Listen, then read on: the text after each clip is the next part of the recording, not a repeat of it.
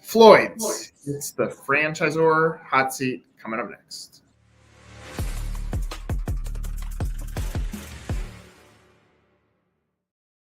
Well, Howard, as much as I'm as excited as I am to talk about Floyd's, I'm more excited to talk about your story because you have a tremendous franchising story. So I always ask every guest, what's your accidental franchise story?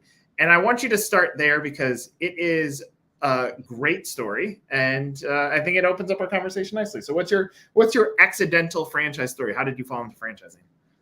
Well, thanks, Nick. It's interesting. And I probably, like most folks, I was out of college. I was in the corporate world. I was a mechanical engineer for an aerospace company for about 14 years.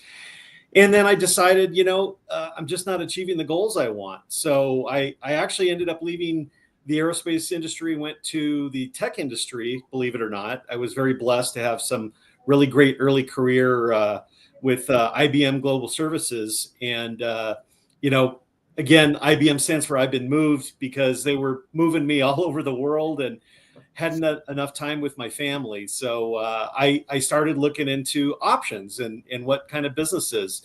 And so ended up buying a mitigation business in franchising. And the interesting thing is, being in the corporate world, it really taught me a lot about networking and talking with folks who are in your supply chain and not in your supply chain. And so it was a great foundation.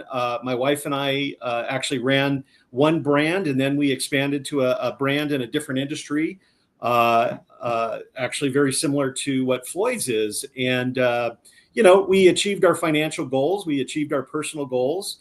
It was one of those great things. And later, I realized that I got to spread the word. I got to tell other people about how to achieve their goals as well. And so through franchising, as a franchisee, and then actually at one point I even became a franchisor, creating my own brand and expanding that across the US, and then selling it later successfully. So it's just been a whirlwind. But, I remember the early days of starting a franchise, being the guy on the truck, being a guy doing the marketing, and at the same time, doing all the work as well. So starting out very small, but it was a great experience. And, I guess if you look at it as an accident, it was meant to be. I mean, it just, I could never achieve what I have in the corporate world as I did in the franchise world.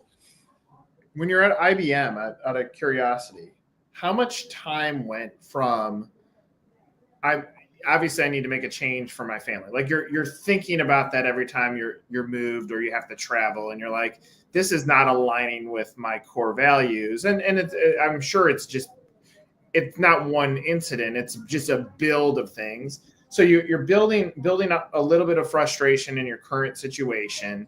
How much time went from, okay, this is building, to now I need to go investigate what franchising is, to becoming a franchise owner?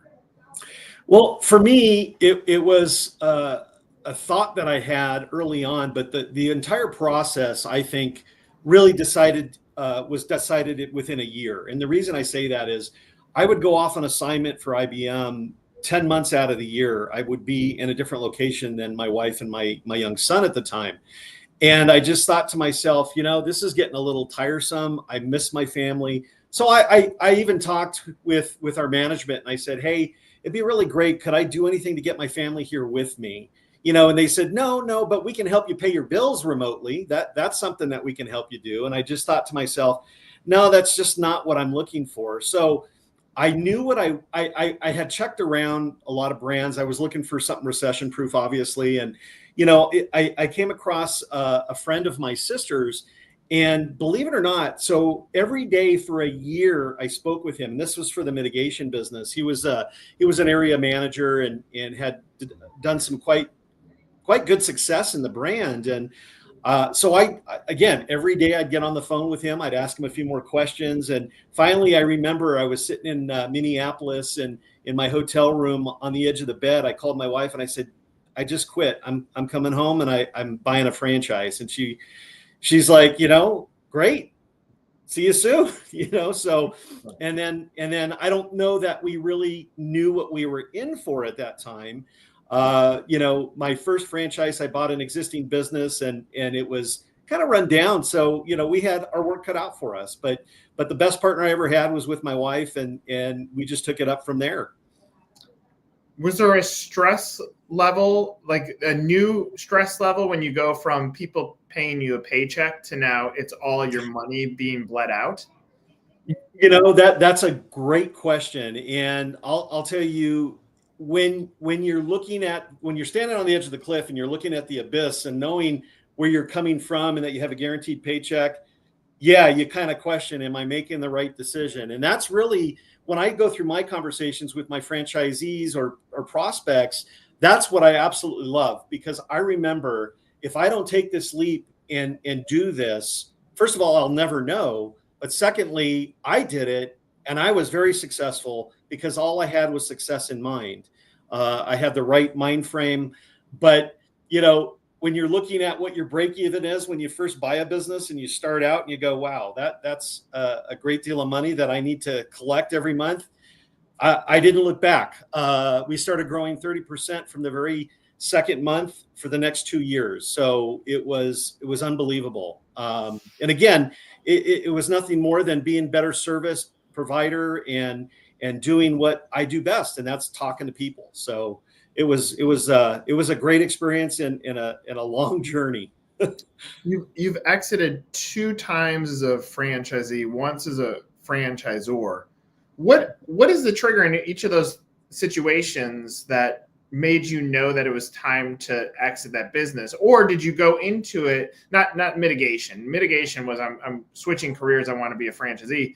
But on the next 2, are you going in with the mindset, I'm building this to exit?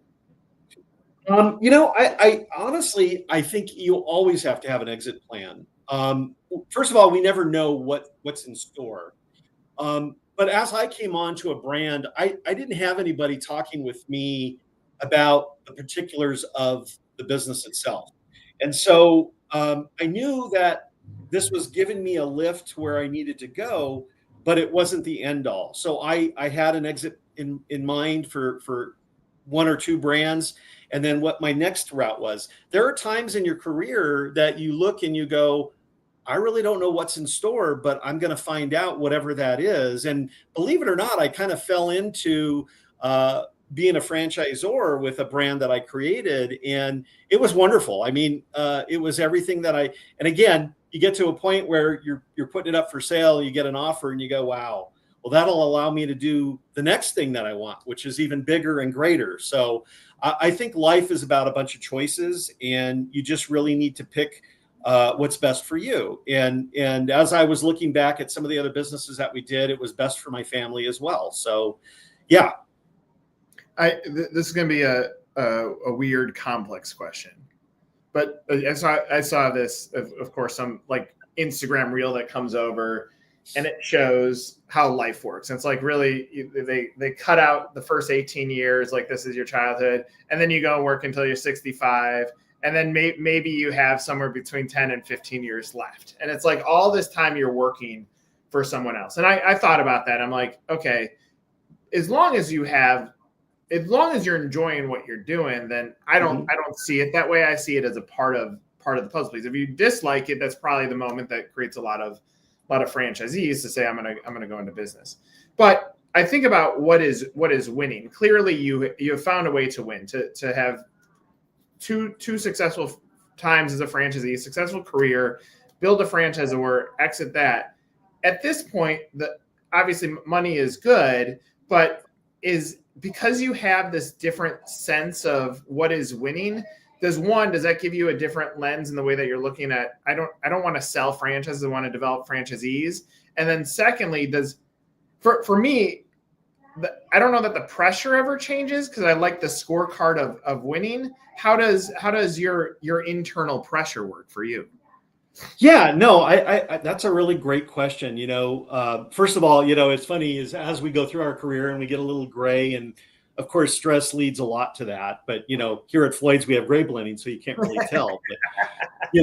But beyond that, I think it's very poignant to talk about that, and the fact that, yeah, I mean, everything that I have done in my career is what provided me for where I am today. And so I can't look back on my career and go, nothing contributed. Everything contributed to where I am. But I'll tell you that the difference between feeling like you're working a job and loving what you do is huge. Yeah. So if you're doing something that you're either not getting the right response from the brand that you're with or the company that you're with, and you just don't feel like you're really contributing, yeah, I think it's time. First of all, yeah, there is a little stress involved in that, but I think most importantly, I do what I love. And when Floyd's came around, I knew I wanted to be associated with that brand for many reasons. But as I have been here for a little while, I absolutely love what I do. And that's talking to folks and explaining to them why being a business owner or entrepreneur is so important. Again, people know if you're smiling on the phone or not, when you're talking to them, or they know as if you're excited when you're in front of them on a video. I absolutely am excited because I get to share with people what business has done for me. And by doing that, I don't get stressed like I was probably back in my early days in aerospace and with IBM. And, yeah, there are stresses of the job, but I think it's really on how you deal with it and how you be complacent with it and you file it away. Especially in sales, you have to, everybody's looking to you to do a certain number of sales, and that could be stressful, but you don't focus on the stressful parts. You focus on the good and happy and positive things. So I never let those kind of stresses ever get to me. We'll get into the brand in 1 second, but I'm thinking about the two Howards. You got Howard the franchisee and Howard corporate staff or franchisor on here. Are you having to go like this, the Howard the franchisee and with Floyd's, and say, stop whistling in my ear? Because obviously you've engineered, like, it's a good business. Like, are you having to say, I don't want to be an entrepreneur anymore? Like, how are you handling that side of your shoulder? Well, I think I'll always be an entrepreneur. I don't think that ever leaves you. What I have encountered with not only this brand, but other brands that I've been involved with, is moving from that corporate understanding to a franchise brand. What does that really mean? For me, it's explaining the differences of business, because corporate business, let's be straight, corporate business is different than franchise business in many ways. And the way we help others to be successful is how we support them in what we do. There are times that I actually have to put myself in the franchise shoes to understand what their needs are. And having that experience, I think, has really propelled me to helping brands grow, especially here at Floyd's. I think most of the experiences, in a corporate atmosphere, everybody's going in the right direction, but nobody really has, a necessity to get there faster or slower. They work at a pace, and that's about it. My pace is probably a little stepped up. I'm always, that avid guy who's early at the office, who's late at the office. It's just who I am. And it's to explain to people that change is inevitable, change is going to happen. That's always a hard thing to explain to them. But for sure that the stress of the job and brushing away that franchisee in me is always there. I don't think I ever get rid of that, but definitely corporate can have a toll on you for sure. I love it. Let's get into the brand.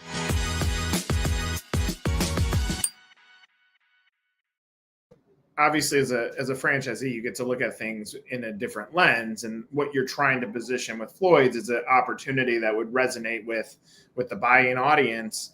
What is special about Floyd's? What do you like about the business?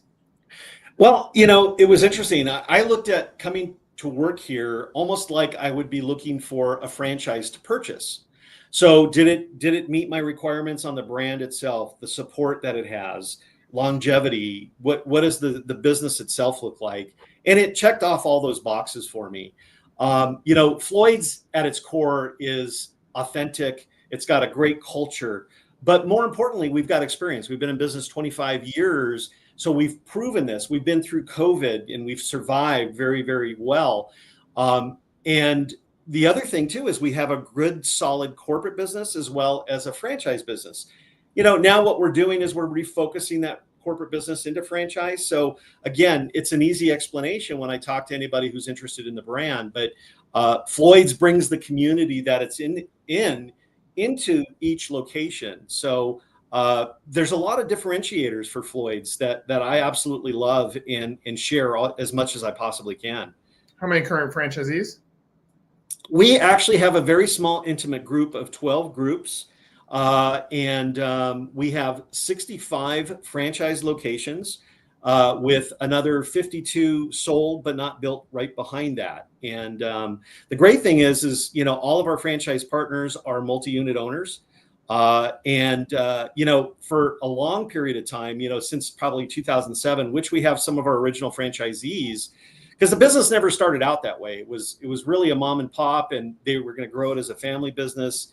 COVID hit, and then they decided, well, wait a minute, we're not feeling like the family atmosphere that we've always wanted in the connection to our employees. So we figured that, let's go to the franchise model, because with the franchise model, those entrepreneurs have better connection to their employees. So that's one of the reasons why we decided to do this. And now, again, a 25-year-old emerging brand is really what I feel that we are. Well, I think the secret sauce there is 12 franchisees, 65 locations, 12 groups, 65 locations. There are plenty of brands when I ask that question that say, 65 locations, 65 franchisees. What that, in my opinion, says there was a misalignment in expectations, because if you're going to go into business for yourself and not try to scale it, then there's either something wrong on who the brand is qualifying as a candidate, or there's something in the underbelly that no one's talking about, that when you get in, the expectations were misaligned. So if I'm a buyer on the outside, I'm looking at a business opportunity, I'm hearing that number, and I'm saying, clearly these franchisees know there's a secret because they continue to swallow up more units. Does that connect?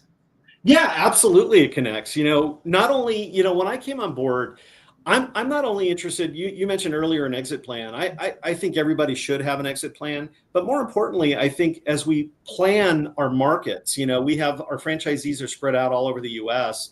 And more importantly, it's my job to help them plan for growth. As I bring in new folks into the system, it's okay sometimes to say no to folks. I don't feel the right fit, or they don't feel the right fit, and move forward. But from my perspective, I'm looking for somebody who's got a positive mindset, who's interested in growth, who, talks positively, knows where they're headed, even if they don't necessarily know exactly what they want to do. I think it's the vehicle that can take them there. And whether it's Floyd's or it's another brand, that's right for them, that's the direction they need to take. But through my 6 steps of due diligence, these are the conversations I have. The very first one is, I want to know who you are. I want you to tell me what you're currently doing, where you are right now in your life, and why are you looking at a business. And it could be for the right reasons, it could be for the wrong reasons, but typically it's for the right reasons. And I love that conversation, because as a salesperson, I actually shut my mouth and listen. Love it. Let's hit the investment.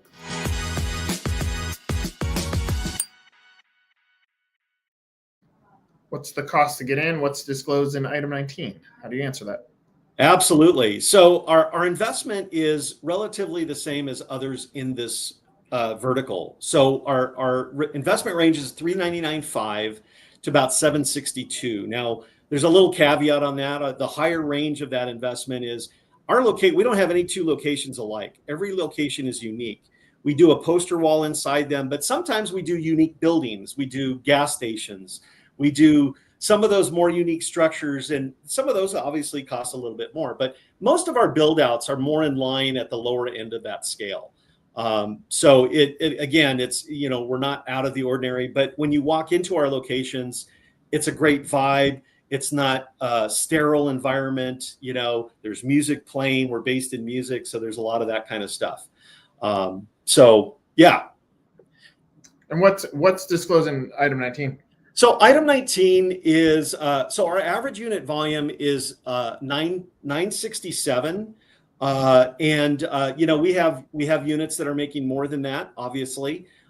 We have very few that are making less than that, but our item 19 is right on spot. So the way I look at it is, compared to other brands, we're about 55% higher average unit volume than our next closest competitor. And that says a lot. And the differentiator there is because we have typically more chairs in our locations than other brands. They're usually doing 6 to 8. We do somewhere between 10 to 14. And the business that comes in because of those extra chairs really accounts for that additional revenue. Love it. Let's set the vision.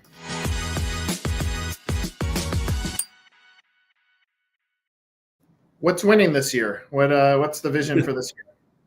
Focusing on expansion. So we're definitely looking for the right players. We're looking for folks with growth. It's not something that I would come out and say, hey, we're looking to grow 500 locations within the next 3 or 4 years. No, we're looking for the proper growth for our system. As we start scaling, we're also expanding our internal staff and atmosphere. We're bringing on some FBCs, we're bringing on some sales staff. So we're doing kind of a scaled growth. But certainly we want to bring Floyd's to all of those markets that really kind of lack what we offer. Well, look, I've shared this story on my podcast before, but one of my favorite success stories, Some Chickens, I sat with them when they have one unit. I said, what is winning? And they said, we want 25 franchisees who each own five locations. Now, flash forward, they're a $1 billion business. But to get there, they said, we're going to find people who have the means and energy to scale. And we're not. And I said, the big question to them, I go, okay, you want these 25 by when? And they go, whatever it takes. I said, it could be 10 years. And Yep. so when you have the governor to say, we're going to bring in people that are going to increase the enterprise value of our business, it goes back to what we talked about in the beginning stages, is having the exit in mind. And more importantly, like an IBM didn't match you culturally. They didn't want to take care of your family. And so eventually at some point when those two things get married, like build an enterprise culture, fewer scaling is better. Don't put pressure on selling, develop franchisees. Then on the other side of it, there's a beautiful brand. And I think it's awesome that you said we're a 20 plus year owned emerging brand.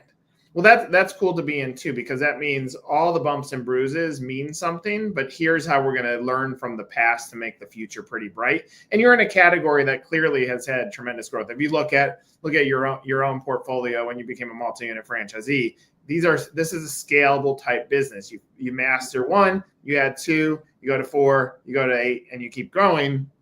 Really, the sky's the limit until like the brand that you became a franchisee in, where they're like, yeah, we don't have any more territory.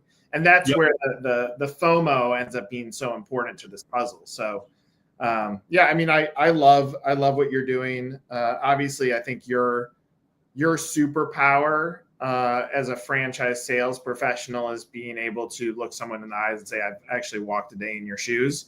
And that means a lot to the buyer, because then you don't want to set them up wrong. This is your reputation, and that gives such a beautiful governor on this brand that if I were betting on a business, I think the pieces are in place. And I'm grateful you shared some of your story with us today. Thanks, Nick. I appreciate that. It's great to be here and love working with you. One of the things that we aim to do is we support our franchisees in every aspect of that. They're true franchise partners. And of course, we wouldn't be successful without them. So that's where our focus is. Love it. And for you to say that, I mean, that's exactly what you were looking for in your career and your career as a franchisee. And I think that's, if you're vouching for it, that means exactly what you said. I was looking at this brand as if I'm a buyer, so therefore I could cross off and make sure it aligned with my values. And I think that means a lot. Exactly. So, yeah. For Howard, I'm Nick. This was another Franchisor Hot Seat.